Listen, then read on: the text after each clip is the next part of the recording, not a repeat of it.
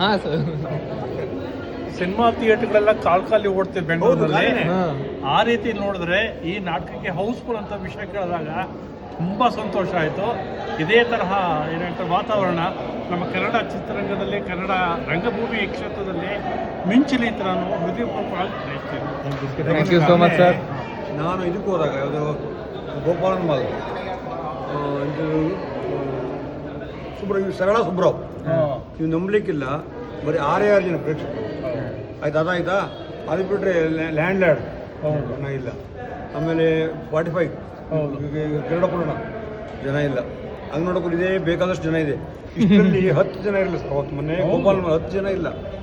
ಬಹಳ ಚೆನ್ನಾಗಿತ್ತು. ಹಿಂದೆ ಬಾಯ್ಬಡಿಕೆ ನೋಡಿದ್ವು, ಈಗ ಇದು ನೋಡ್ತಾ ಇದ್ದೀವಿ. ಉತ್ತಮವಾದ ಪ್ರದರ್ಶನ, ಎಲ್ಲ ಕಲಾವಿದರು ಚೆನ್ನಾಗಿ ಮಾಡಿದ್ದಾರೆ. ಒಳ್ಳೆ ನಿರ್ದೇಶನ. ಒಟ್ಟಲ್ಲಿ ಬಹಳ ಖುಷಿ ಆಗ್ತಾ ಇದೆ ನಮಗೆ. ಖುಷಿಗಿಂತ ಇವರು ಒಳ್ಳೆ ಫಸ್ಟ್ ಮಾಡಿದ ನಾಟಕಗಾರ ಇವರು ಇದಿದೆ ನಮ್ಮ ಸಂಘ, ಇವರೊಬ್ಬರು ಸೇರಿಸ್ಕೊಂಡು ಭಾಳ ಖುಷಿ ಆಗುತ್ತೆ ನಮಗೂ. ಖಂಡಿತ ಸರ್.